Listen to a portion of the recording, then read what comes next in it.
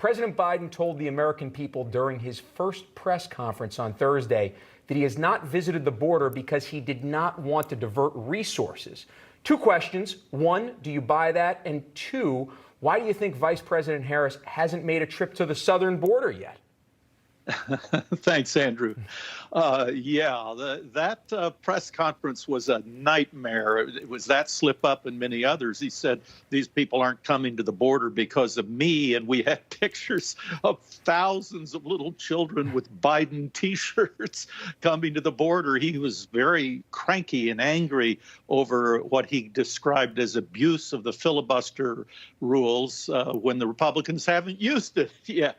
And he made this extraordinary claim that there may not be a Republican Party and that the Republican Party was supporting him now when the latest polls show that he has about 10% support among the Republican Party, which make him president with one of the lowest supports of an opposition party at this stage of his presidency.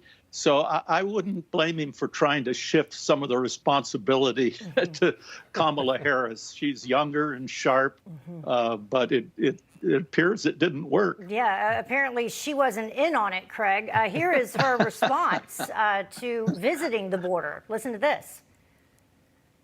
Do you plan to visit the border? Not today, but I have before, and I'm sure I will again.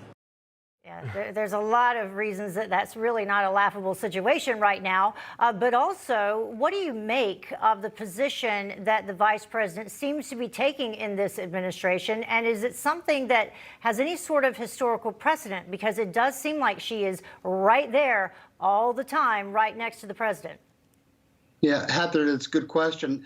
I'm trying to think of a historical precedent where administration started out so disorganized and so badly miscommunicating their message.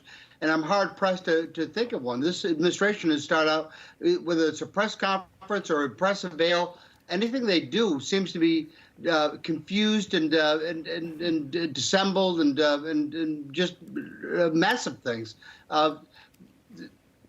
So I don't know. It's just the bottom line is that it doesn't seem to be very well organized right at this juncture right now. At least by my reckoning, by my watching, and my recollection of many presidencies in the past. Yeah, Doug, I want to get your reaction to Vice President Harris saying this about cages back in 2019. Take a listen. We are not going to have policies in place that go against the morals of who we are and the traditions of who we are, including saying that, you know, we would not break up families and we would not put children in cages.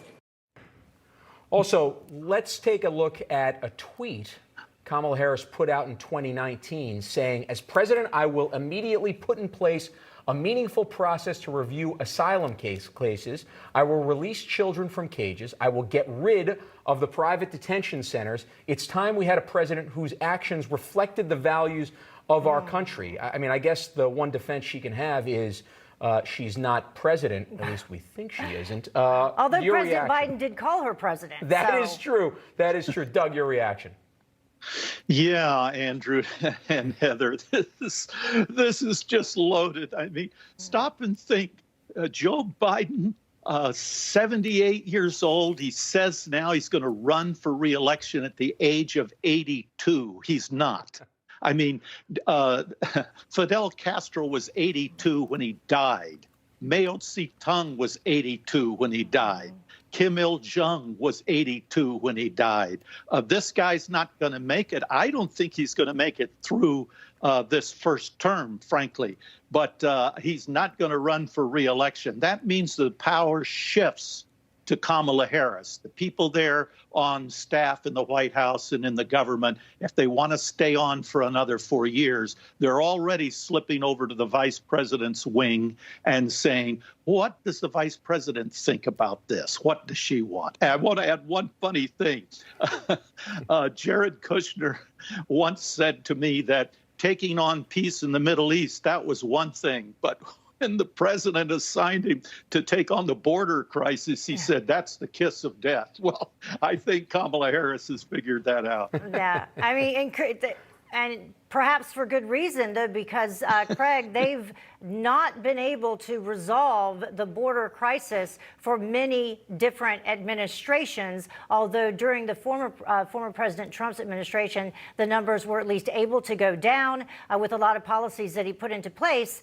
But then, obviously, with the executive orders, regardless of what they were told the ultimate resolution would be, the Biden administration came in and, put the kibosh on at least 3 that we now know made a huge difference. Yeah. Now, there's only one way to solve this crisis, and you're right, it's been going on for a long, long time, is to make it less appealing to come to the United States. And that means saying no to all the free handouts and all the free gimmies to people who are illegals who come to the United States illegally, and make it more attractive for them to stay in their own home countries by creating economic conditions and political conditions that make them want to stay and that make them want to stay there, so that we don't have a crisis in this country as we do now with people streaming over the border with drugs and sex trafficking and all sorts of other problems that are attendant to illegals coming into the country. Well, I guess my only question is, if the vice president is in the border czar and the president isn't, who is? Do you know? Doug, Greg, you want to take a stab at it, Doug?